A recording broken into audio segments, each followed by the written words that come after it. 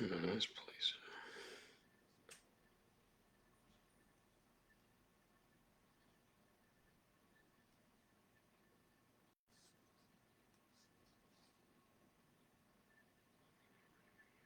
All right, check, check.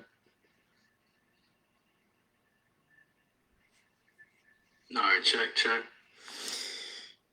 All right, good to go. Happy incoming Sabbath, y'all. Most High in Christ bless. Sorry for the late start, even though I'm still only talking to myself. Extenuating circumstances, but we're here. So happy Sabbath. Tonight's topic is giving up in the last days. Giving up in the last days. So I guess a better it's probably a better situation if people aren't aware of certain. The Lord tells you don't be ignorant of anything, right? But I guess I guess being ignorant of some things isn't necessarily the worst thing in the world, because too many things can get your attention, and therefore more attention causes more distraction. So um, it could be a good thing that you're not necessarily, because certain things, like there's probably certain situations you want to kind of get away from, because certain having your hand in a lot of different things can send you into a spiral, um, and you can lose sight of the things that losing sight of something tomorrow when necessarily the big picture things haven't changed, but micro things here and there have shifted, and it's forced you emotionally into a state where maybe an overreactive position to where you could have been kind of more restrained and applied more understanding and logic to what's going on and look at it from a big picture standpoint, because that's usually where that's kind of where the sanity comes from in the truth. It has to be big picture, because if you pay attention to little things shifting here and there, it'll probably drive you insane. Most people notice, especially if you've been in this for at least a little while. Most of these things reign true. Um, so it's kind of a catch 22.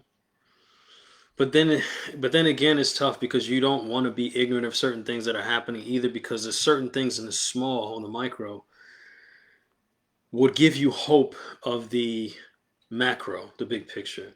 So I guess it's kind of better off saying, maybe if you know how to best to regulate your emotions and things that you see, it'll put you in a prime position to be where ultimately the Most High wants us all at.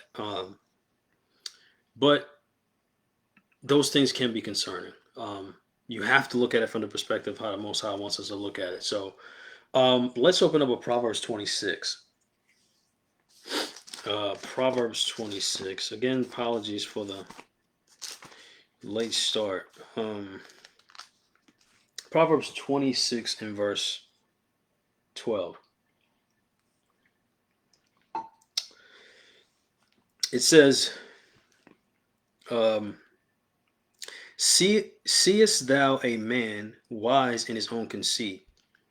There is more hope of a fool than of him. Um, Seest thou a man wise in his own conceit? There's more hope. A fool has more hope than a man that is wise in his own conceit. Now, there is obviously there's a distinction.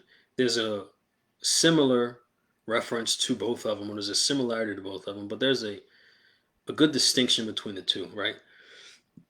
Though the world often views God in this weird way, because most of the world is full of people that's foolish, right? Um, you're supposed to, at least from people in the truth, are supposed to understand the position that you have come from, the position that you were in, and hopefully the position you are trying to retain forever. Once you get there, Lord's will is the kingdom. But the world is full of foolishness, right? You see this on a day to day basis, but you don't really have to add much to the pot to make it, terrible. You see it every day. But then when you drum up things like some things that are emotionally charged, is like politics and stuff like that. You see it more like its own becomes like its own steroids, right? So you see the foolishness from Cali to Saudi Arabia or to China or whatever. It's all over the place, especially in the place that we're at in Babylon the Great. But there is a distinction in verse 12 being made between a man that's wise in his own conceit and a person that's a fool, because the scriptures is saying there is more hope in a fool than this man that's wise in his own conceit, right? I'm jump to verse 4. Uh, here's somewhat of the distinction. Verse 4: Answer not a fool according to his folly, lest thou also be like unto him. So don't you like the scriptures talk about don't casting pearls before swines. Don't entertain foolishness for the sake of foolishness. Because if you argue with a foolish person or a foolish position, then there's not really any sense out of that. You can't really, nobody can really triumph. I guess the fool could, I guess, because his point was to make the atmosphere of the environment contentious, but never arrive at a particular point. It's just foolishness. That's kind of what a foolish person feeds off of, right? So it tells you don't answer a fool according to his folly, unless you look like him. But verse 5: Answer a fool according to his folly, lest he be wise in his own conceit. So there is a distinction there. A person can be a fool and can be delivered, right? It's not likely that you will deliver a person that is wise in his own conceit. A person that has excessive pride in himself, because most people that are wise in their own conceit are can be they tend more to be too far gone than a person that's just a foolish person. You were a foolish person. I was a foolish person. A person can have the ability for salvation or deliverance out of that foolishness. But if you believe that your mouth is the overwhelming governance of creation, then there's not much another person can say to you, right? You are too far gone at that point. Let's jump back up to verse 12. Seest thou a man wise in his own conceit? There is more hope of a fool than of him. Verse 13. The slothful man saith, there is a lion in the way, a lion is in the streets. As the door turneth upon his hinges, so doth the slothful upon his bed. The slothful hideth his hand in his bosom, and it grieveth him to bring it again to his mouth. Now, obviously, the scriptures is describing a man, a particular individual, right? This applies to man or woman. A person that's slothful is not necessarily a godly person. It's not something that's supposed to model your character after. You're not supposed to be that type of person. The slothfulness brings a lot of different bad situations. Those, if you were to flip this, like people in the world look at God this way. Like the main reason why most people have contention with the Lord is because all their questions, which they tend to be wise in their own conceit, but there's some, I wouldn't say there's validity to it, but it makes sense at least on a surface level. But most people look at God like this. Because if you tell somebody that God is in control, God is good, right? All the time, and all the time God is good. The people that don't believe will bring up situations that seem to be relevant to your conversation that you're having in that particular moment, depending on whatever the circumstance might be. A person being kidnapped, a person being raped, a person being murdered. People will ask these questions and be like, where's your God at? And people will look at the Most High as if he's a slothful person. Because what other explanation can you have of an omnipotent, omnipotent, omniscient God that can do all things? Every time you tell somebody the Lord has got this or the Most High is doing X, Y, and Z, they'll say, well, he just must be lazy. He's slow to react. He's slow to move. The particulars that the Most High describes in the Bible about how a person is not supposed to be, it seems like God embodies those characteristics, right? They would flip it on you and tell you, well, God seems to be like this. Like in Peter, it tells you, all this preaching has been happening. Where is he at? Is he lazy? Is he slow? Does he just not care? He seems like a person that's not really invested in his creation that you claim that he loves so much, or his people that you claim they love so much, right? So oftentimes people will use these things and they'll look at the Most High in this particular way. Um, and unfortunately, a lot of us in the truth, if you're around that long enough, or if the voice inside your head is loud enough, or the combination of the two, which is probably even more deadly, you can get sucked in this same mentality, right? But it only seems to manifest the most, or if at all, when all of us are going through something difficult, right? So for me, like there might be, I'm sure there's different definitions of how people describe it, but this is kind of the way I look at it. You can, difficulty for me is I can define it two different ways, right? The truth can be broken up into lust or adversity. So now one can probably be like, well, there seem to be one and the same on the surface, but if you a person can be going through lust and that can be adversity, right? But a person can be having adversity and may not be this particularly lust. So you can kind of separate them, but these are kind of the overarching points of this difficulty is the way I view it. Most of the time people are going through adversity, not necessarily wrapped up in lust. Adversity probably encompasses all of us together better than just specifically lust, right? It can be a lust of many different things, but it varies between men and women. But if you were to just be like all men and women go through adversity, this will probably speaking of the majority or everybody in the population. Um, some of these questions that people in the world ask may be relevant, at least to our own eyes, right? Let's go to Jeremiah chapter 12. Jeremiah chapter 12 and verse, I think it's just verse.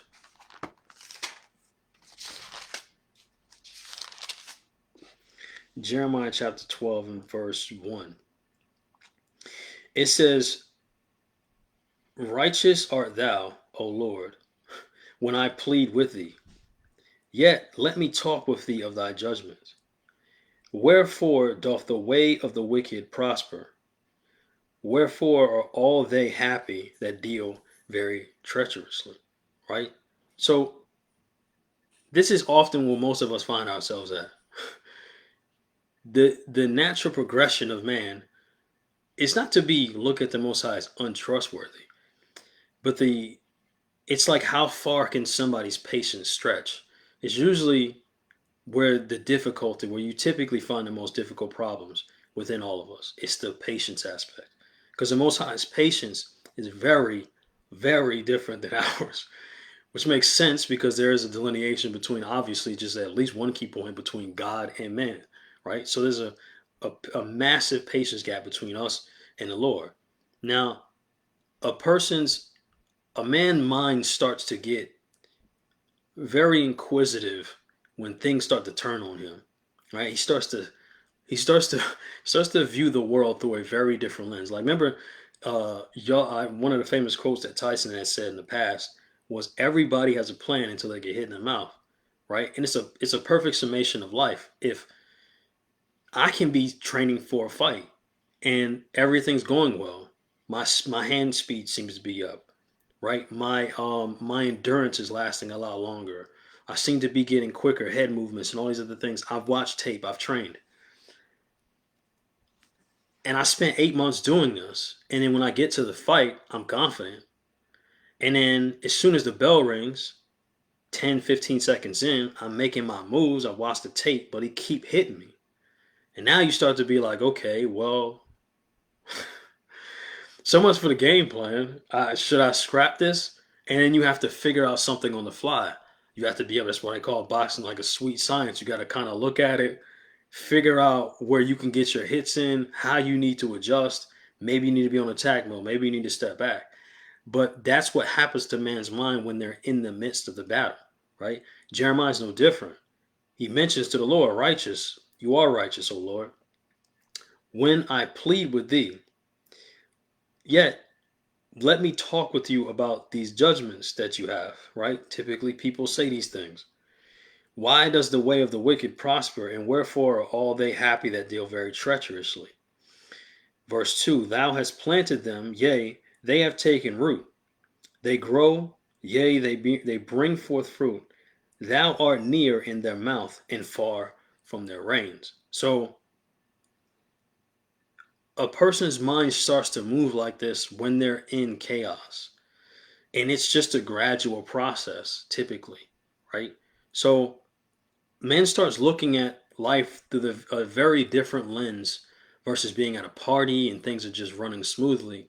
And then things start to slow up, and it seems like everything you put your hand to is getting very chaotic and nothing's working.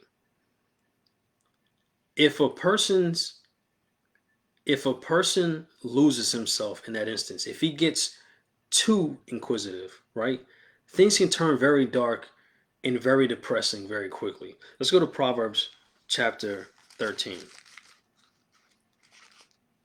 And it's crazy because like it's the funny thing about the prophets is like they're literally not different from us because they're our ancestors, our people, right? But it's very interesting when we ask these questions and then you flip the scriptures open and you're just like, oh, he asked the exact same question. So we're not different in that respect.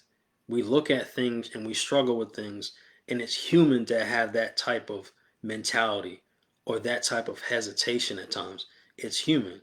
That's the flesh, right? You have to figure out how to fight that off. But a person has to stay kind of in a operate from a very strong position no matter what he's seeing in front of his face. He can't switch because not much has changed from yesterday till today.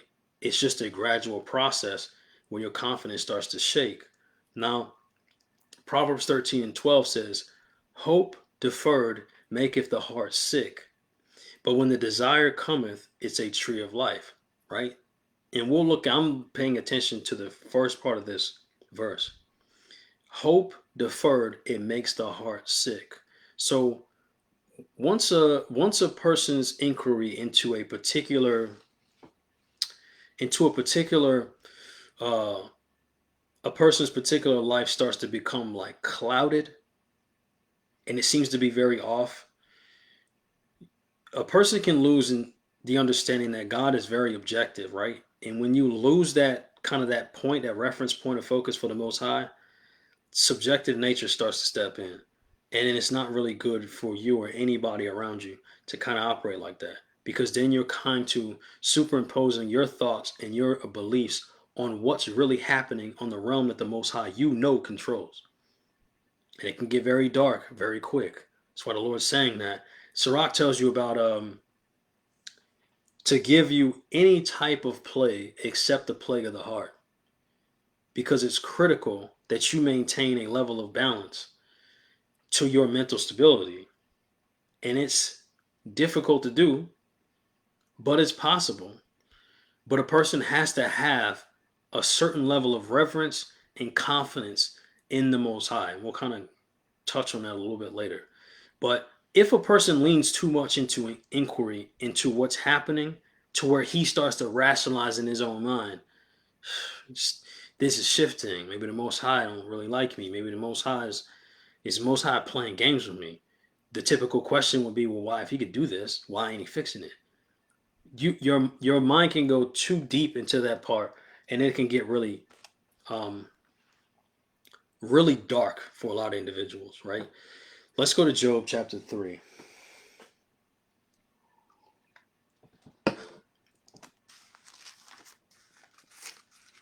Job chapter 3 in verse 13. It says, for now should I have lain still and been quiet, I should have slept, then had I been at rest. With kings and counselors of the earth, which built desolate places for themselves, or with princes that had gold, who filled their houses with silver, or as in hidden untimely birth, I had not been, as infants which never saw light. So those that have read this story understand this happens immediately. Even though Job gave a description in verse or the end of chapter 1 about how the Most High giveth and he taketh away, a little bit more pressure applied in a particular spot will have you viewing things very differently. Or that stability you had that you seem to be functioning so properly from when everything was seemed to be situated correctly in place, that confidence starts to slip away a little bit. It depends on how much pressure you added. In the case of Job, he lost everything. His wife flipped on him. He lost his cattle. He lost his family. He lost everything. And then the pressure starts being applied.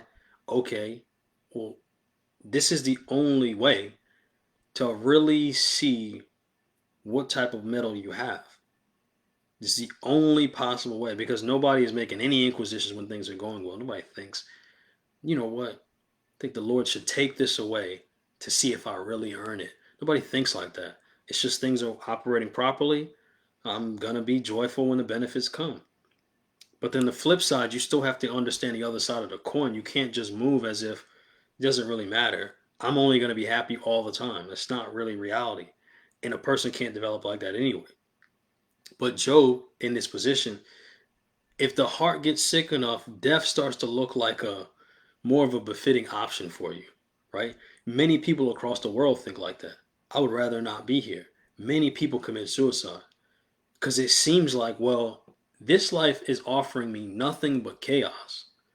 How bad? Then that really, the inquisition starts to get really, really deep, and you start to be like, well, if life is so bad, death couldn't. Can it be that much worse? Well, yeah. But obviously, when you're in this position and your heart is sick, you're not necessarily thinking coherently. You're just kind of trying to speak into existence or figure out the answers to why things are happening.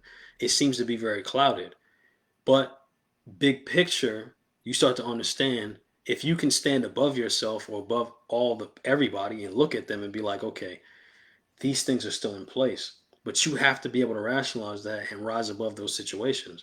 Or else you feel like, man, I'm just going to check out. I'm going to give up. It's better to do that because this ain't working. This don't seem to be helping me at all. Verse 17. There the wicked cease from troubling. See? There the wicked cease from troubling, and there the weary be at rest. There the prisoners rest together. They hear not the voice of the oppressor. The small and great are there, and the servant is free from his master. Wherefore is light given to him that is in misery, and life unto the bitter in soul, which long for death, but it cometh not, and dig for it more than hidden treasures. That's crazy to even think about. That a person, people spend, about the California gold rushes, people spend a lot of time looking for wealth, right? You have the caves in Africa. You have a lot of different things where it's like things that have come from the earth that should be free, but people put the prices on them and the value goes up because they're killing each other for these resources. People put themselves in compromising positions to hopefully rise above the rest to the point of risking death. But Job's saying when the pressure gets so bad or your circumstances get so bad, they are looking for death more than they are for wealth, which doesn't even make any sense on its face. Most people would obviously rather have the money, but then people always, you see this all the time. I mean, Jim Carrey came out recently was saying this. Seems to be a consistent point that people that obtain a level of money just being like, it's just not, this is what you want, cool, but this ain't happiness. Can't find it. But people consistently chase it. So Job's in this position now saying that. And if it's not like most of us haven't been in this position, right? All of us have been there before, and some are not there anymore. Not to say that they're not alive, but they just decide it's not worth it. Like, because you can look at this as in a different way. From people be like, well, I haven't. People will shift doctrine. That's why I mentioned about loss and adversity. People might On the surface, they'll say, I haven't given up. But then they'll shift the doctrine to make what they were struggling with fit, right? It's like you having a puzzle and somebody just cut the sides off. It's a 500-piece puzzle, and for some reason, these last 5 pieces ain't fit. So they get frustrated and they cut the sides and they just jam them in and be like, I'm done. People do that with the truth. They make shift. I seen some post last night about Cornelius and something else. People will make shift things to make them feel better if they're going through something or they're struggling with something. They'll do that. That's giving up too. It's the same thing. You're not gonna take the Most High's word and twist it. It's like a person in Christianity or whatever will say those same things. I love the Lord, but I don't follow anything He says. You don't believe in that. You don't. You have given up on the Lord. You don't care what He's got to say. You don't have no reverence for the words that we're reading. That way that you need to conduct yourself. You don't really care. But a person will say that out loud because they'll just like it helps their confidence to be like, I haven't really quit, right? And which is weird because it kind of it seems to affect people in the truth even more so because maybe I say this with a grain of salt, but it's true though. It's like once you understand the Most High system, it it takes a lot of strength to continue in it because if you're in a position where you you might have confidence in something you don't understand, right? That sounds weird, but it's true. You might have a delusional amount of confidence in something you don't really understand. But once you get the understanding and the grounding of whatever you're studying, then it becomes not you being able to lean on ignorance, but it's okay, if I'm at a point now where I don't like what I'm in, how do I confuse myself to believe that I'm to believe a lie that I'll tell myself? People look in the mirror and they do that. How can I shift it to make myself delusional? Because it's logical in what you've been reading and what you've been studying and the way you practice things. But now I don't want to do it anymore, so I'm trying to figure out how to screw my mind up again to make myself believe in some other lie. And the most I'll give you that. If you're looking for it strong enough, the most I'll give it to you. But you got to be a strong individual to know most High's plans, because then you start asking real questions, right? That other people struggle with, which is, I'm going through something. Why can't He just fix it? Well, He can. Of course He can. But then you struggle with that even more. And it's just like, well, if He can fix it, why isn't He doing it? Right? Jeremiah said that there's plenty of people that have you close to their mouth, but you're far from their range. They don't believe nothing that they're saying. But it seems to be that formula. Logic would tell you that 1 plus 1 is 2. The wicked people seem to be doing wicked, and things to be seem to be doing okay for them. So obviously the mindset is, well, listen, it's working out for them. What I'm doing isn't working, but that's the wrong mindset to have, right? Verse 23. It says, why is it light is given to a man whose way is hid, and whom God hath hedged in? For my sign cometh before I eat, and my roarings are poured out like the waters. For the thing which I greatly feared is come upon me, and that which I was afraid of is come unto me. I was not in safety, neither had I rest, neither was I quiet, but yet trouble came. So Job is moving as if, okay, well, the greatest thing I ever feared has now happened to me. What do I do now? Because if your thought process is that evil is not going to ever happen to me, or I'm never going to go through no troubling situations, uh, kind of a, I don't know if this is a news flash, but this kind of happens to everybody. But when you're in it, you're in it. And your thought patterns can be all off. And it starts to convince you that God don't care about if you keep commandments. He ain't doing it. He not doing it. Seem to be going all right for him. But remember, this is a long play, right? So a lot of us don't think. We think very short-sighted. And Job is in that frame right now. He's shoved into that box of looking at things very short-sighted. And then you have his friends step up and give him knowledge without wisdom. Some of the things they were saying was fairly true, but they were a lot of empty things that they were saying. They were speaking from a position that they didn't really have the grounding understanding it. right? Because they were looking, most of his friends were looking at these things logically too. If these things weren't happening to you if you weren't wicked, you have to be wicked for this stuff to happen to you. It doesn't make any sense. So you can't get caught up in that battle of the short term success. You have to look at it from the Most High standpoint, because go back to Proverbs 26. Back to Proverbs 26 in verse 16. It says, the sluggard is wise in his own conceit. Remember that delineation between a person's wise in his own conceit and just a fool, right? When you've passed that threshold, it's very hard for you to come back from, if ever. The sluggard is wiser in his own conceit than 7 men that can give him a reason, right? So even if a person's explaining to you, you have multiple witnesses. The Lord tells you unto death, you need 2 or 3 witnesses, right? This is giving you an example of 7 men telling you things that give you a reason to think something differently, to look at it differently. But then a person wise in his own conceit can't think past himself. It's impossible. So it must be that my opinion is true and valid. The Most High is just turning on me. He's not testing me. He just don't like me. Shalom, Isaiah. Most High in Christ blessed. Happy Sabbath. It has to be that way. Because a person wise in his own conceit with excessive pride can't function any other way. My opinion has to be fact. That's how they're viewing it. Let's go to Sirach 30. Sirach 32.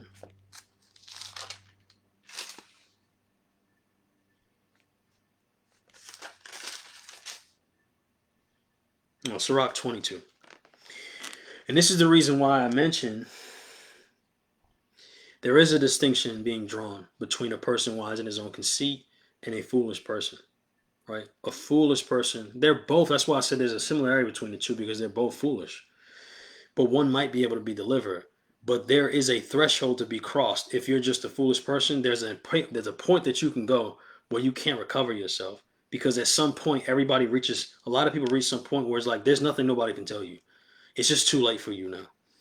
And some people have adopted that mentality, and they're not even in a position, because it takes some level of intelligence to realize you're in error, right? Some people don't even see that they're in error. They just keep moving right along, and you tell them something and it just kind of goes right over their head. It doesn't matter. You don't ever want to reach that point.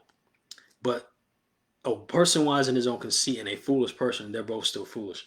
You're not supposed to keep company with a foolish person. Sirach chapter 22 and verse 13. It says, talk not much with a fool, and go not to him that have no understanding. Beware of him, lest thou have trouble, and thou shalt never be defiled with his fooleries.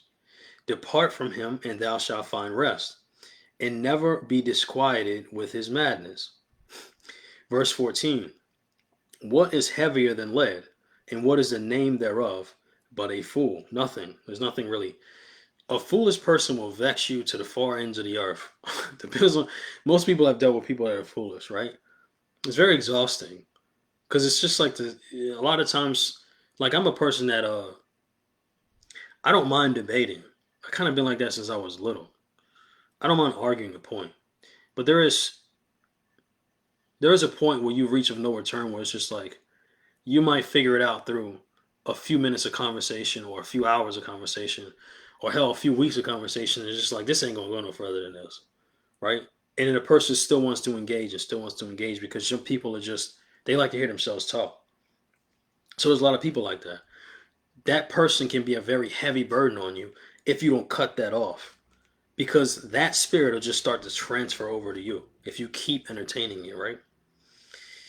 Verse 15. Sand and salt and a mass of iron is easier to bear than a man without understanding. And you usually find this throughout the world.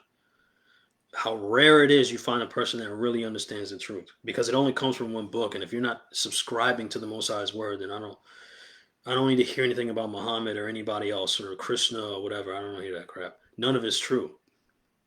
It's just another foolish man speaking as if he has understanding. But that can be very vexing, right?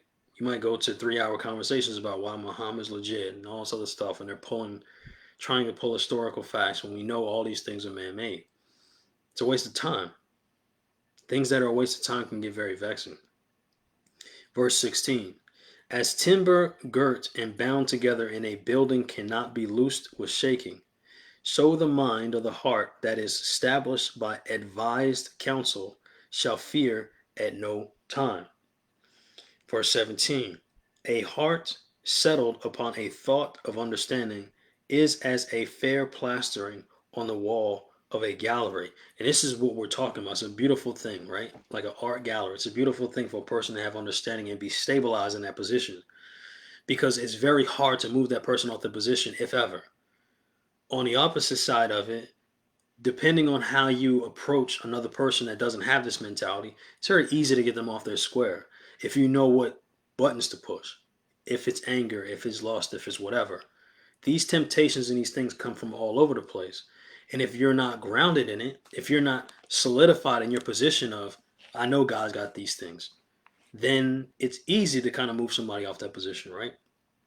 Verse 18. Pails set on a high place will never stand against the wind, right? Now, obviously, if you have a structure and you set pails at the top of it, pails are empty, right? If you set them high enough, then you have wind come by, it'll knock them over, right? We know the scriptures refer to wind as doctrine, so it's the same thing as a person. Pail set on a high place will never stand against the wind, so, or the same like a fearful heart in the imagination. The fearful heart in the imagination of a fool cannot stand against any fear. And this is one of the crux of the argument, or the positions that I'm trying to get to, right? Fear is one of the biggest things. Let's go to Sirach chapter 2. A person that is able to be moved like that is just like a person that has fear on them. Fear is a great motivator. It makes people get up and move. Sirach chapter 2 and verse 11. And this is very particular to Israel. Because, well, one, because it's your story. This is our fight to get through. But we'll get there in a second. Verse 11. For the Lord is full of compassion and mercy, long-suffering and very pitiful, and forgiveth sins and saveth in the time of affliction. That's the thought process, or the understanding that has to be established, like that timber and that wood on that foundation. It has to be there, rooted and locked in. That the Most High is full of compassion and mercy. He's long-suffering, so I mentioned about patience earlier. He's very pitiful and forgives sins, and he saves in the time of affliction. You have to believe that. If you don't, okay, what else are you going to do? Because it's not like, I'm going to read verse 12 real quick, and then I'll say what I was going to say. Verse 12. Woe be to the fearful hearts and faint hands, and the sinner that goes both ways. Woe unto him that is faint-hearted, for he believeth not. Therefore shall he not be defended. And this is a very pragmatic approach that you can take to anything in life. Everybody sees this as a replicated thing, so it's proven, right? Verse 12 says, a sinner goes both ways, right? Woe to the fearful hearts and a sinner that goes both ways. Why? Because it has to do with fear as well. They are very similar to each other, or identical. If the Lord says, if a person is consumed, let's go to 2 Timothy 1. 2 Timothy 1.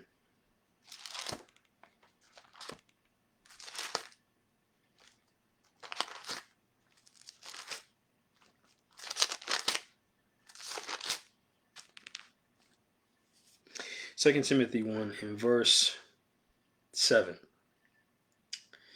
It says, for God have not given us the spirit of fear, but of power and of love and of a sound mind. So let's analyze this for a second. I don't know if those that live in Virginia, or maybe people that just have kind of know this anyway, right? The Lord says that a fearful person can't be defended. Let's look at this pragmatically, right? if you to put this into practice, the um the seal of Virginia, right? The state seal for Virginia, if people haven't paid attention to it, is a woman standing over a man as if she's triumphed, right? I forgot the name of the god, but it's patterned after a Roman female god, right? Obviously, it makes sense. It's apt for this situation because of America. It's just an extension of Rome. Nowadays, at least the climate nowadays is, if I were to say things like man is over woman, right? The topic like that is so emotionally charged. If I were to say that a man is supposed to be over woman, that is it's such a taboo topic, and it's tantamount to you saying, "Ah, I hate all women." That's what that means. It's very, as they say, misogynistic today. That's the mentality of things, right? But if you were to put this into practical terms, like people do all the time, you have a woman that will acknowledge that. The reason why I mention that is if Virginia State seal is just it doesn't really, it's not a sensible seal. It doesn't make any sense, right? Forcibly, women can't overpower men. It's not a thing. Whether people want to say that there's exceptionally strong women, we know if there's an all-out war between men and women are not winning. They're not. It's not a point of discussion. It just kind of is what it is. The sun comes up. Just reality. But if you were to take this position, people would say that you just hate women, right? But even women will say things like they would rather a man be a position that leads, a position, a guy. Women like guys that can take charge, can take control, that have confidence, and not weak men, right? Women say this all the time. Other men don't respect weak men either. So it's not really like they're in high demand. Nobody really wants a type of man like that. Women will admit this themselves. So if you were in a position, right, and if you're supposed to be over a particular woman or your wife or whatever, how the Most High set it up, right? You know for a fact that that calls upon certain duties that you have to take up, right? They're not non-negotiable. So if you would have to have some authority or lay your life down for your wife like Christ did the church. These examples in the Bible are just, they're so loud and so practical, but people get so far off in their mind, wise in their own conceit, they just look at the Bible like it's something stupid. But these examples happen every single day. Christ laid his life down for his wife, right? Women expect a man to do the same thing. He's supposed to defend her. That's a part of his makeup. If that's the case, then a man has to have some level of authority over her, right? He has to look at her and be like, listen, you can't do this, you can't go here, you can't be dressed like this. Because ultimately, if his wife doesn't have any boundaries or any criteria to abide by on his command, then obviously, if it's his job or his role to die for her, she can wander off and put him in a situation that he himself is going to have to get himself out of. It's on him. So and so touched me. So and so's got me scared or got me intimidated. I don't want him to touch me. I don't want him to hurt me. You're going to step up initially like a man's supposed to do and protect her. But if she can wander off and do whatever she wants to do, then you're likely to find yourself in this compromising situation. And it's your job to get yourself out of it or prevent the situation altogether from your wife or your lady, whoever you're looking after, right? That's your position. The Most High looks at us the same way. Boundaries have to be set, right? Because if they're not, you're going to be chaotic and all over the place. So if your pattern of behavior is blowing like wind, like we just read in Sirach 22, and the direction on any given day, you're all over the place on how you feel, you're all over the place on how you've seen something, right? Based on something you've heard, you're too reactive. It's impossible to defend somebody like that. It's impossible. A person has to be stationary, functioning properly with some type of guideline for somebody else to lead you. The Most High needs us to do that. But if you're a person that is all over the place and is scared to death, and every single thing that you see and that you hear, I'm just ready to give up on it. I'm just going to turn tail and just run the opposite direction. Then the Most High can't defend you. Even on his terms, physical or spiritual, on his terms, it doesn't make any sense. If you put this into practice in society, it doesn't make any sense. I can't defend something that won't listen to me. There's no way. I can't. It's impossible. So the Most High tells us the same thing. You become a double-minded man or a sinner because you're apt to move in any direction you see fit on any given day, right? So that's not a person that the Most High can step up and put himself on the line and give you commands to keep you safe, but you decide to go outside the bounds. You're liable to do something the Most High commanded you not to do. Now, having fear, right? There's a massive discrepancy between, or distinction between having fear or knowing fear or embodying fear. Those things are kind of normal, right? We're humans at the end of the day, at appropriate times, I should say. But if you're enveloped in the spirit of fear, right? You are immersed in this thing the same way you're supposed to be immersed in the Holy Spirit, then there's a massive problem there, right?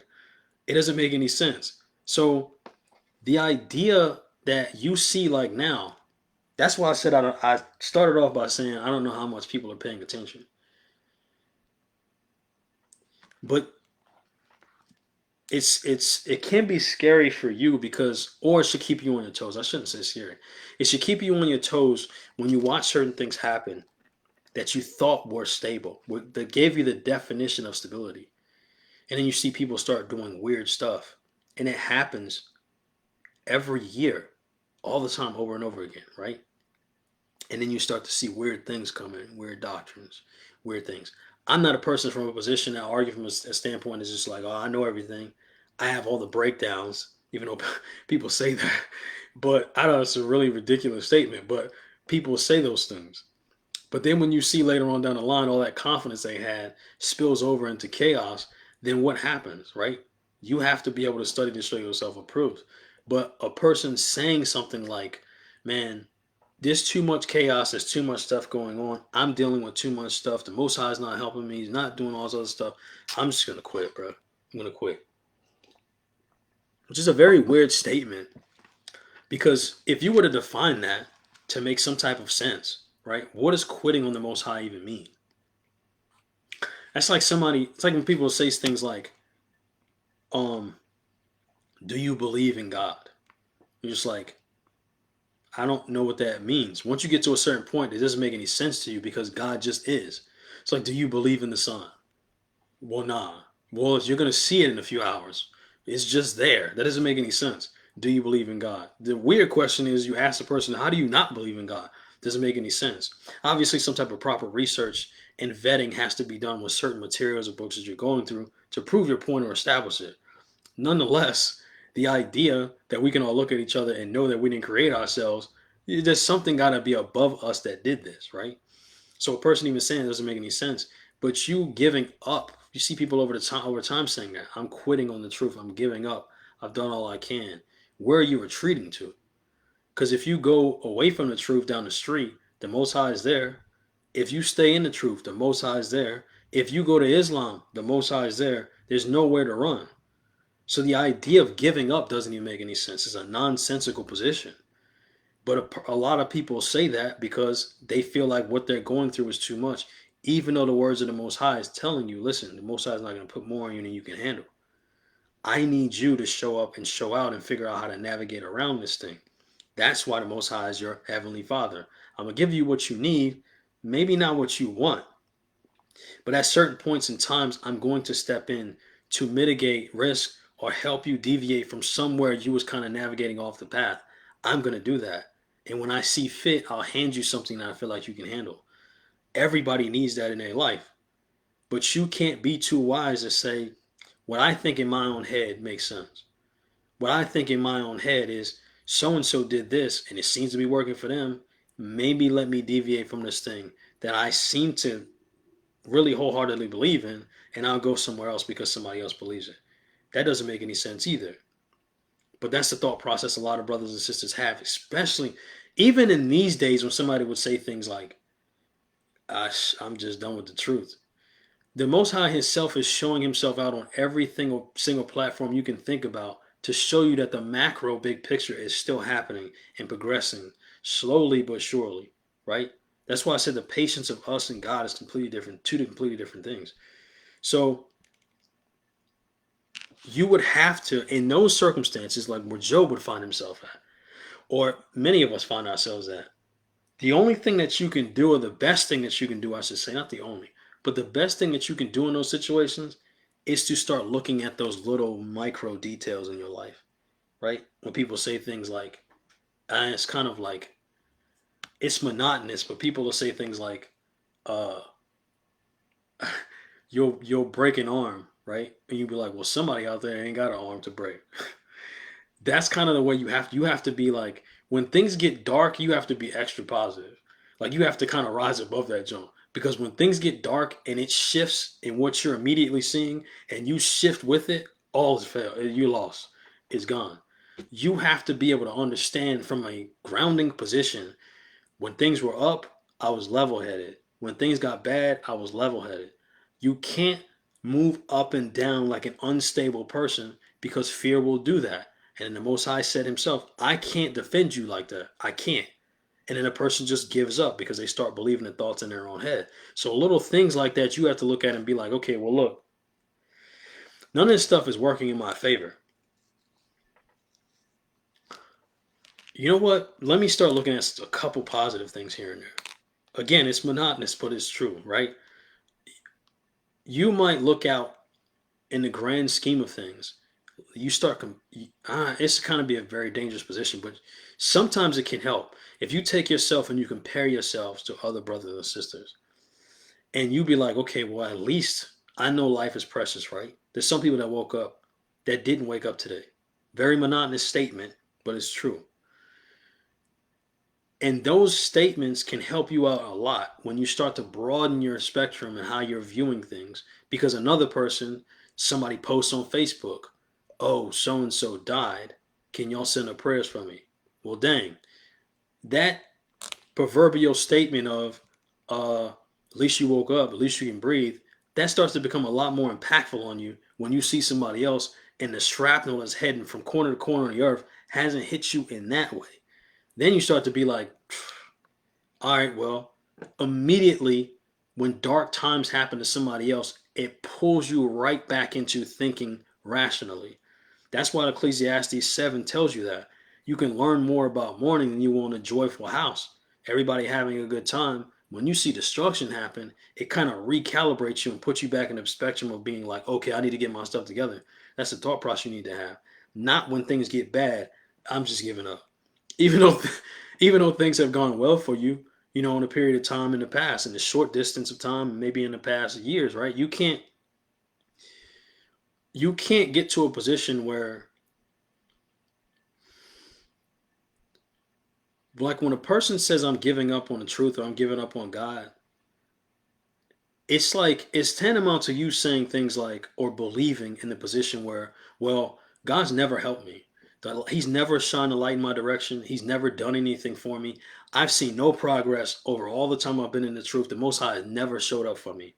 And it seems to be that he seems to be a benefactor to everybody else that's doing evil, right? But Jeremiah acknowledged that, right? It's in Psalm 73. It's like that.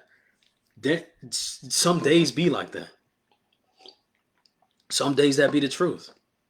Brother, I don't know if Isaiah's still on, but I remember he was telling me a story about the brother that was his mechanic for a long time. This man just played the lottery and just hit the lottery, right? You can get into a sliding scale of who deserves what, right? I don't even really like to play that game because I don't ever get into a position where I think I deserve stuff. None of us do. We kind of deserve death. That's pretty much it. So I don't like to argue from that position. But your human side of you starts to think and process stuff and be like, well, this man ain't kept a commandment in his life. He ain't doing X, Y, and Z. He's willfully breaking commandments. Why did he do that? Why did you help him? Why did you get to a position where you overextended yourself to help this man? But I've been going through some stuff and I'm keeping things faithfully, and you just don't show up for me, right? So all of us have to be in a position to be reserved and not let the outside world affect us, because it's the way the world's going. It's just getting worse and worse and worse. And the more people that fall into it, the more the kind of the gaping hole is getting wider and wider. It's not like it's closing down. More people are just falling into the madness, right? But you have to understand from where you're viewing this position, you have to have a stable mind to be like, okay, I'm fixed on the idea that the Most High does have his hands over creation. I do believe that wholeheartedly.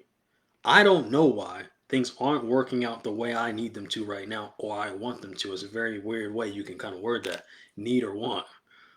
I don't know why things aren't working for me, but I'm damn sure know that I know the correct position to take or to not take is to give up, right? Let's go to 2 Samuel 12.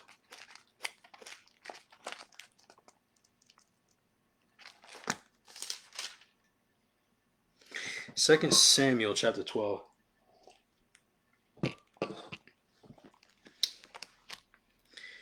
Verse 9. It says, "Wherefore hast thou despised the commandment of the Lord, to do evil in his sight? Thou hast killed Uriah the Hittite with the sword, and hast taken his wife to be thy wife, and hast slain him with the sword of the children of Ammon." This is uh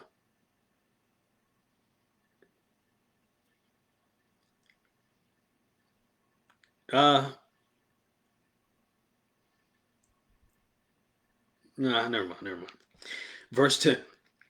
"Now therefore the sword shall never depart from thine house, because thou hast despised me, and hast taken the wife of Uriah the Hittite to be thy wife." So those that don't know, this is the reactionary position from the Most High, because King David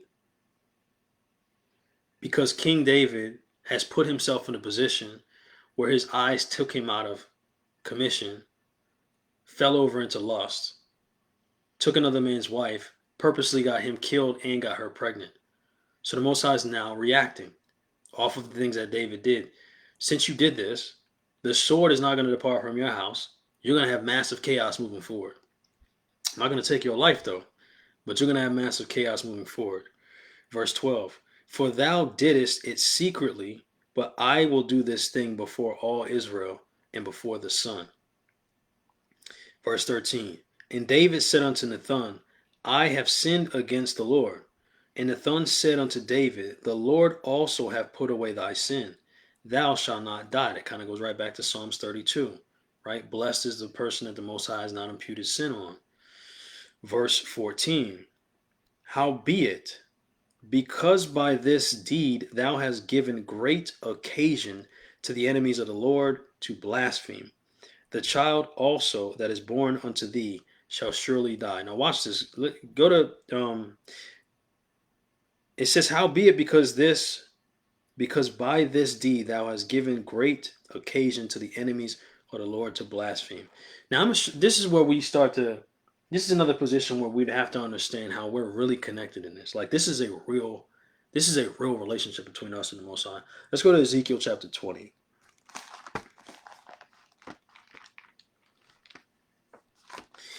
Ezekiel chapter 20 and verse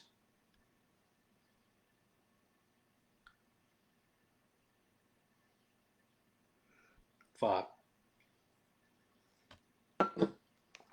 Ezekiel chapter 20 verse 5. "And say unto them, Thus saith the Lord God, In the day when I chose Israel, and lifted up my hand unto the seed of the house of Jacob, and made myself known unto them in the land of Egypt, when I lifted up mine hand unto them, saying, I am the Lord your God." Verse 6.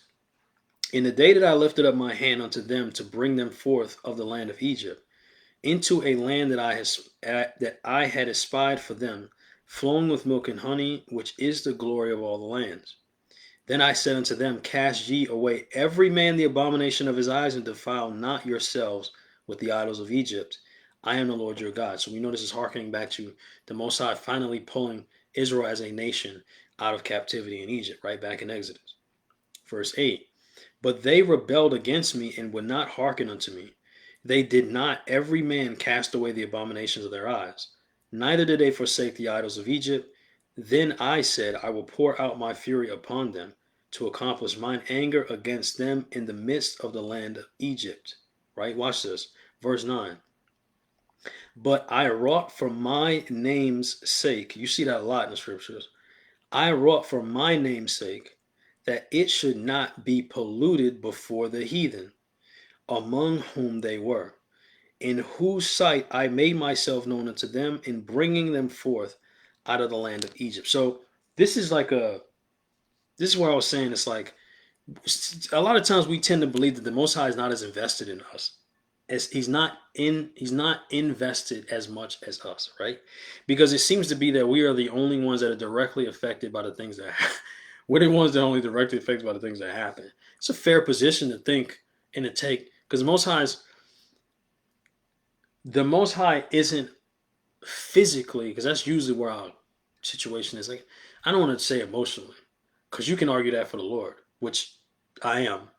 But physically, you can probably use that because the Most High is not affected.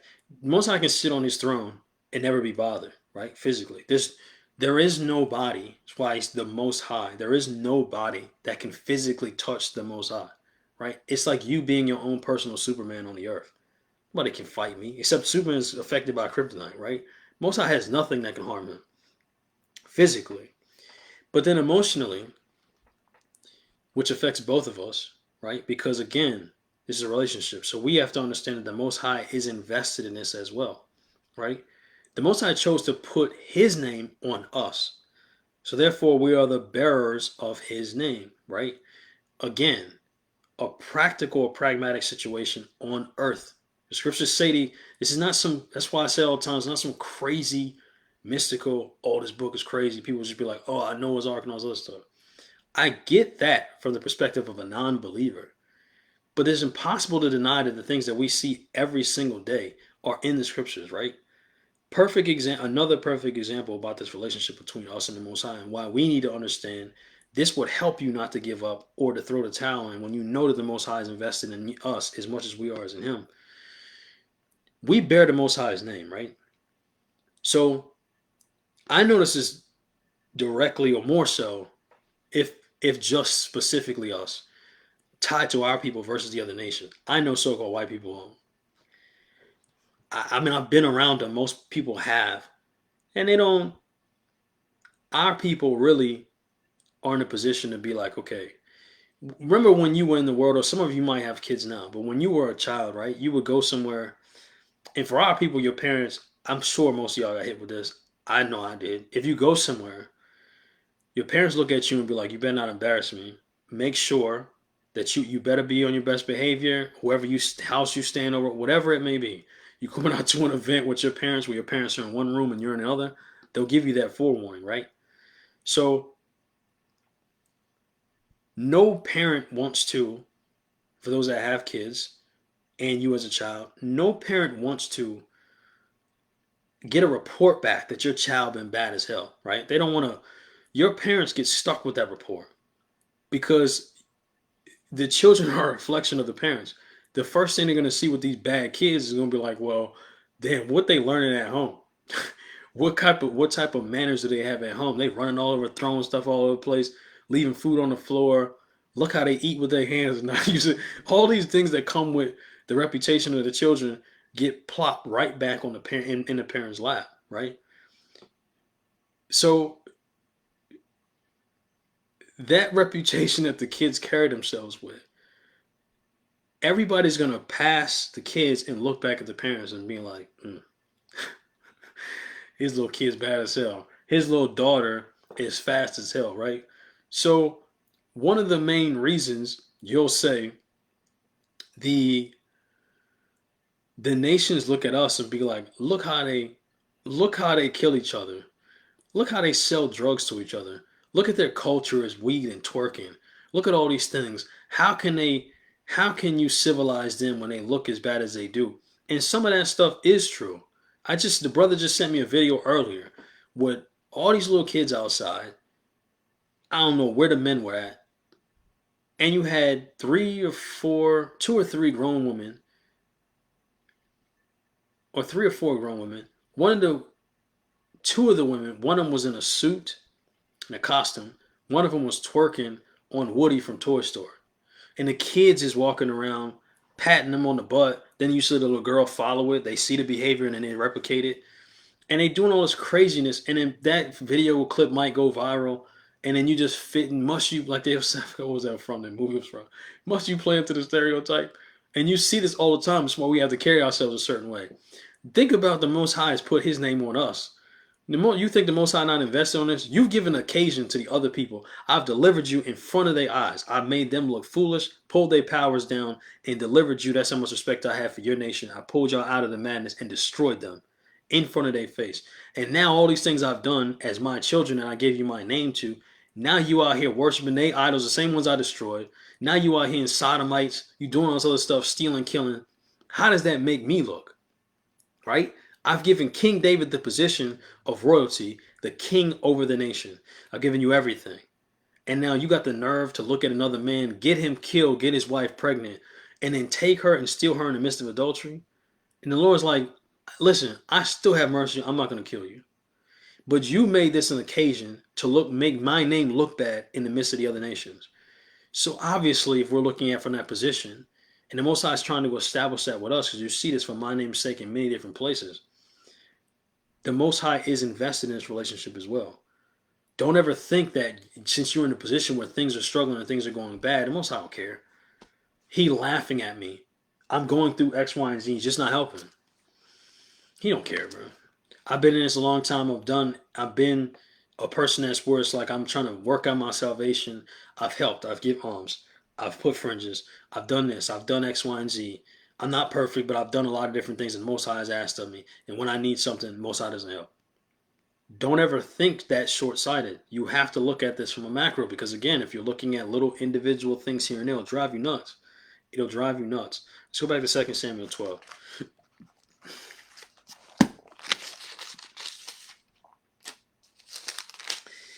2 Samuel 12 in verse 14. Howbeit, because by this deed thou hast given great occasion to the enemies of the Lord to blaspheme, the child also that is born unto thee is going to die, right? This was told to the Lord, from the Lord to David, right? To Nathan, to David. Your son that she's pregnant with, Bathsheba was pregnant with, no chance. I'm going to kill him. Verse 15. And Nathan departed unto his house, and the Lord struck the child that Uriah's wife bare unto David, and it was very sick. Verse 16. David therefore besought God for the child. Now watch David's behavior, right? In two instances in the same story. It was already told to David, he's not going to survive. David still put his faith in the mercy of the Most High. David therefore besought God for the child, and David fasted, went in and lay all night upon the earth. And the elders of his house arose and went to him to raise him up from the earth. But he would not, neither did he eat bread with them. And it came to pass on the seventh day that the child died. And the servants of David feared to tell him that the child was dead. For they said, Behold, while the child was yet alive, we spake unto him, and he would not hearken unto our voice. How will he then vex himself if we tell him that the child is dead? So they were scared to be like, look, David has come this far when the child was alive and sick. I can imagine what he might do to himself if we tell him, listen, it's been 7 days, that child's dead. Verse 19. But when David saw that his servants whispered, David had perceived that the child was dead. Therefore David said unto his servants, Is the child dead? And they said, He is dead. Then David arose from the earth and washed and anointed himself and changed his apparel and came in to the house of the Lord and worshipped. Then he came to his own house, and when he required, they set bread before him, and he did eat. Now, this seems like very odd behavior, right? Because at least in the world, this is a completely reverse situation, right? Most people will dig deep enough into confusing themselves to figure out if they can pull a thread to find out if I can blame my adultery on the Lord. That's what they'll do. And then they'll blame the Most High for the child being killed, when it's their own input and their actions that directly affected the outcome of the situation. That's not a healthy individual, but that's most of the world, right? That's what foolish people do. Accountability seems to be a very dangerous topic to talk about nowadays. Verse 21. Then said his servants unto him, what thing is this that thou hast done? Right? Seemingly to be confused. Thou didst fast and weep for the child while it was alive. But when the child was dead, thou didst rise and eat bread. Verse 22. And he said, while the child was yet alive, I fasted and wept, for I said, who can tell whether God will be gracious to me that the child may live? Now, that's some pretty high level of faith because he was told directly the child was going to die. But David still was looking at from a position of, I know how graceful and merciful the Most High is, right? We read this in Sirach too. Compassionate, full of mercy, long suffering. David leaned upon that, and hopefully he can procure the Most High's favor to save that child. Didn't happen to be the case, but David did not give up faith in that instance because he understands how merciful the Lord is. Who can tell whether God will be gracious to me that the child may live? But now he is dead. Wherefore should I fast? Can I bring him back again? I shall go to him, but he shall not return to me. So David, in his worst situation, like similar to Job, in his worst case situation, the difference obviously between Job and David is it wasn't a result of Job's situation because of adultery. Nonetheless, David showed high level faith, and still immediately after the child died, he worshipped. Do you think David still wasn't struggling with that in the days after this situation happened? I'm sure he was. His child, nobody in a regular situation in life, nobody looks at their child and be like, he's dead. It's over. Let's move on to the next. Let's figure out if we can make Solomon now. It's not how it works. So David was still, I'm sure, vexed in the heart by this, but that didn't sway his belief in the Most High's plan, right? Let's go to Sirach. Actually, let's go to Philippians. Let's go to Philippians 2.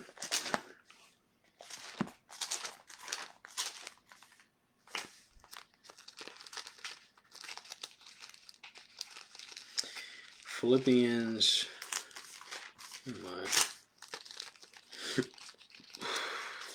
2 and verse 13. It says, for it is God which worketh in you both the will to do of his good pleasure. Do all things without murmuring and disputings, that ye may be blameless and harmless, the sons of God, without rebuke, in the midst of a crooked and perverse nation, among whom ye shine as lights in the world. And this is why it's so important that when we tend to look at situations and circumstances and how the pattern of things in the world are flowing, the important nature of being stable is because if you keep switching with everything that comes across you, like you're inundated with new information and you keep everything that you hear and you see, you keep shifting. People are looking, ultimately, we know this in the truth, people are looking for you to be like, I see now that you now see that your God was fake. You've been doing all this other stuff and X, Y, and Z and this, because all it does is bolster a fool in his position, right? It makes him wiser in his own conceit. Because I've never seen anybody like you, my cousin, my friend, my mother, my father. I've never seen nobody like you as invested in God as you have than anybody in my life, and you failed. Obviously, what you believe in is false. This is the reason why you have to be careful how you say things, how you hang around people, because people are looking at things to use against you, to justify their position in either giving up or never trying in the first place. So you have to be very careful in how you carry yourself, right? Matthew 26, and this kind of touches on that spirit of fear we hit in 2 Timothy. Matthew 26, in verse, we got to read the whole thing, verse 38. This is in the Garden of Gethsemane, right before Christ got taken, before the crucifixion, before he got tried, the night before. Verse 38, Matthew 26, verse 38. Then saith he unto me, unto them, my soul is exceedingly sorrowful, even unto death. Tarry ye here and watch with me. Right? So he went further with the disciples to go pray off to the Father. Verse 39. And he went a little further and fell on his face and prayed, saying, O my Father, if it be possible, let this cup pass from me. Nevertheless, not as I will, but as thou wilt. Right? Let's jump down to verse 42. He repeats it again. He went away again in the second time and prayed, saying, O my Father, if this cup may not pass from me, except I drink it, thy will be done. And this is the delineation between feeling fear or experiencing fear and being overcome with the spirit of fear, right? The Lord tells you you're supposed to take on the Holy Spirit. If I remove that and I put you in the spirit of fear, you're likely to do anything, right? All of our position, or our position should be understood from this standpoint, is that you can have fear because it's a normal thing, but your fear should not trump your movements in the Most High, is what He's commanding you to do. You might have fear, you might feel it, you might experience it, but that can't make you stuck in a position where you can't navigate and make the decisions and follow the commandments the Lord told you to follow. Because that's what a person embodying the spirit of fear is. Christ might have been fearful in this moment, but let the will be done. If I can't get out of this except I drink the cup, then I'll drink it. I'm going to understand that the big picture, this is your will, and I have to follow it, because I can't even take the position or start to take the position. I know more than you, so I shouldn't be here. That won't even make any sense. You can't begin to argue it. Doesn't make any sense, because there's no way you can outsmart somebody that gave you your intelligence. It's impossible. So you have to move like Christ did, even in the face of death. If that be the case, if this be the cup that's put before me, I'll take it. I'm not going to turn the other way and give up. Sirach chapter 6, we're almost done. Sirach chapter 6, verse 2. And this is key. We were talking about earlier about wise counsel or wise advice, right? You have to surround yourself with it, because your mind will destroy you if you let it. Sirach 6 and 2. Extol not thyself in the counsel of thine own heart, that thy soul be torn in pieces as a bull straying along, right? This is what will happen. If you can obviously understand Monday, something's up about Monday, and you're just the highest confidence level you've ever had. And then Tuesday morning comes, and you're down in the dumps, and you can't figure out why. It's just your emotions, your mindset. You have to understand that you're not necessarily who your thoughts are. You can't function that way, because you are so unstable and you're liable to do anything, and the Most High can't watch you and try to protect you when you're never in a position where the Most High needs you to be at while He's trying to administer protection. You can't do that. You have to focus and understand, well, I'm going to have days like this, right? What's that? I forgot what that is. There's a song, There'll Be Days Like This, Mama said. Who said that? It's Animal House, I think. Verse 3. Thou shalt eat up thy leaves and lose thy fruit, and leave thyself as a dry tree, right? So, too deep into the inquisition I was saying earlier, your thoughts will start turning on you if you allow them and you indulge in them, right? It's the same thing as lust. If you don't shut the door, every little piece is just adding wood to the fire, right? And eventually that fire is going to be out of control. You're going to have to put it out some way, and usually putting that fire out is the end result of sin. It's typically how it happens, right? Your mind will do that same thing. It'll burn out of control if you don't put some type of parameters on this or understand what your thought process is, what's happening to your thought process, right? Because the further and further you go into the darkness, it'll start to it'll start to make you slip away from who you've even shown yourself to be in the past, right? The discernment you had, the strength that you've displayed, the confidence that you've had over the years, you've seen yourself be stable in the truth. You've seen the progression of the Most High helping you, right? That's why I mentioned earlier about giving up. Person saying they're giving up on the truth or giving up on the Most High is like you saying, He's never helped me. But even if you've been in this at least a short amount of time, the progression, the Most High giving you wisdom enough is showing you that He's got favor on you, right? But if you're in this thought process long enough, the person that you used to be still can be, but you used to be, it's already proven it in the past. Strength, confidence, whatever, discernment, whatever.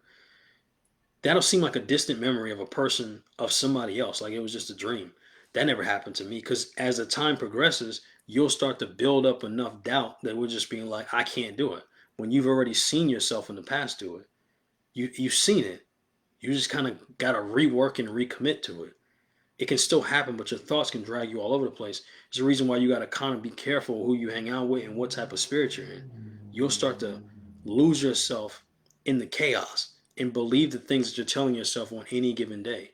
You can't do that. That's why you got to be in wise counsel. That's why you got to be in the Most High's word. It'll reestablish you and strengthen you because this is how the spirit works. And you need to understand this because certain things will happen to you where a certain amount of openness around certain people will let in different things that you don't need to be dealing with or are not strong enough to handle.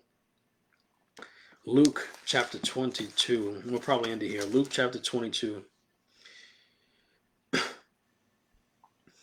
Uh, Luke 22 and 31. And the Lord said, Simon, Simon, behold, Satan have desired to have you, that he may sift you as wheat. But I have prayed for thee that thy faith fail not, and when thou art converted, strengthen thy brethren. Now, this is to me, it's a very eerie, but a very strong um, exchange between Christ and Peter. For the Son of God to say that, Satan wanted you. He wanted to sift you as wheat. Like right when you see somebody separating the wheat from the chaff, like you'll see people like doing winnowing and they'll throw stuff in the air and they'll see the wind carry the chaff away. That's what Satan was trying to do to Peter, right? And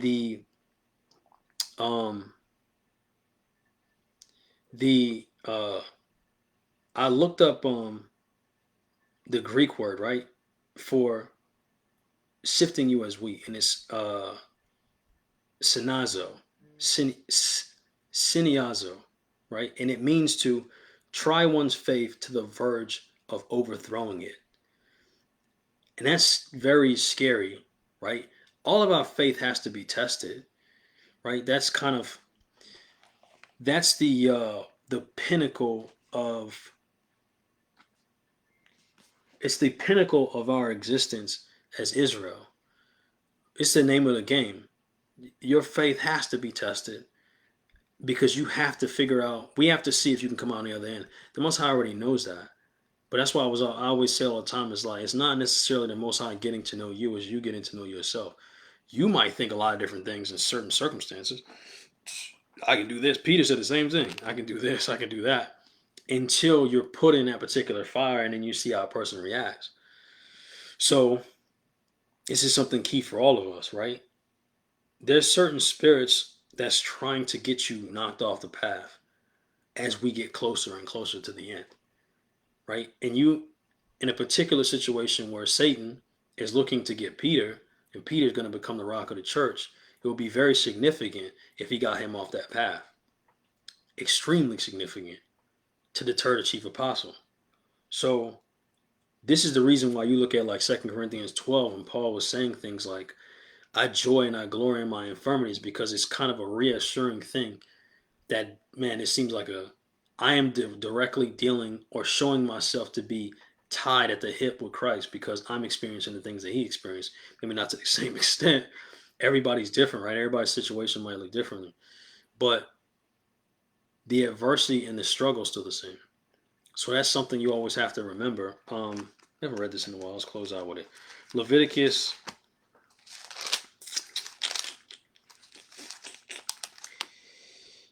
20 and 24. Leviticus 20 and 24. But I have said unto you, ye shall inherit their land. Um, I almost lost my place. Ye shall inherit the land, and I will give it unto you to possess it, a land that floweth with milk and honey. I am the Lord your God, which have separated you from other people. And that's one of the things that our people can't. You can't be too hung up on, or you really have to understand the position. You can't be like in this weird position where you're fearful or you find it odd to be like you see the election doing this, right?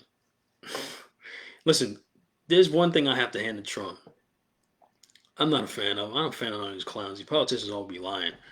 But the dude, some of the stuff he'd be saying, like I saw the interview, somebody posted it when he was saying Kamala was trying her best to be Indian years ago, and he was like, I didn't know she was black. Now all of a sudden she's trying to play the black card. And it's funny because you can find yourself in that position questioning her outside of Trump, but I can say the same thing, right? The first Indian vice president, or whatever. And you see some people saying that she's always represented herself as she's been a strong black woman. Yada yada yada. You look at a lot, she's not even Israel anyway, right? So be weird for her to take the position. Most people do that, the little weird one drop rule, and you got Umar out here screaming for if you blue black, you've got an African ancestor, you black, whatever. It's just complete nonsense. But um, it is funny because a position like the politics start to separate people wholeheartedly. And you see where people stand at, right? People want to dive over this election, and to the tune of raising millions of dollars in a couple of hours for a person that a candidate that hasn't even established that they'll do something for you. It's just the overwhelming joy in a wanting to be a part of the beast system that you love so much. It's insanity, man. But these are the last days, right? So you kind of gotta those that do know are in the minority of people that can see what's going on. You have to adjust accordingly. Wait on the Most High to do certain things, and a lot of stuff. They think the territory we're heading into right now. I don't think many people kind of know. Um, we've never experienced this before, so that level of faith has to be there. That the Most High is trying to give us and navigate us through and build us up to the point where we can handle certain things like that. Because I don't know what we're going to see. I've never been in that situation, but yeah, it seems to be inevitable we're heading that direction. So it's important to kind of embrace some of the adversity, right? It sucks sometimes, but embrace it because um, it is a necessary component of growth. So I pray that class, Lord's will, made sense and helped somebody. But if you are in a position where you're feeling like it's too much, do exercise what you can. Like do fasting, right? I know, and I know it's like it's tough because I've been in a position where somebody might be really be going through it, right? And then they ask you, and the only thing that you, and it's not the only thing, but I get it because I've been in that position where somebody's just like, oh, what do you want me to do? Fast? What do you want me to do? Read the scripture? What do you want me to do? Simple prayer? But these things work. It's just that we have to figure out how much we have to figure out to how to apply more patience to situations. I know it's you can be in a tough spot and where it sucks. All of us has been there, right? But you have to kind of regulate your emotions and understand that you're in this position for a particular reason. Don't just quit. You're not really technically quitting on the truth. You can't quit God, right? So there's nothing you can't really run. We're all in this system playing this game. You might as well be on the Most High side, right? It only makes sense. The logical thing to do. Um. All right. Well, we'll end it there. Happy Sabbath, y'all. Lord's will next week. Um. Keep sending up prayers to everybody. Don't vote. Um. People are clowns. Don't even be a part of the system. Trust in the Most High and wait for His execution of the plan, whatever it may be. You know, you never know your last days. Um, Giving up in your last days, it can be your last days can be 6 days from now. You don't know. None of us have a timeline. A lot of people don't know when they pass. A lot of people don't know when they pass that was going to be their day. So try to hold in there, lock in with the Most High, send up prayers, and you know, be confident in the things the Most High has shown you. Just study, show yourself approved. Don't listen to people that's talking about they have all the knowledge and all this other stuff, and you can't get to the Most High except through another man, or whether it be woman or man. Don't do weird stuff like that. The Most High is out here waking everybody up the same. So trust in His plan. Have some patience. When you are struggling with patience, have some more patience. When you're struggling with that, have some more until the Most High comes through. With all that, Lord's will next week, y'all. Shalom, Most High in Christ bless. Shalom.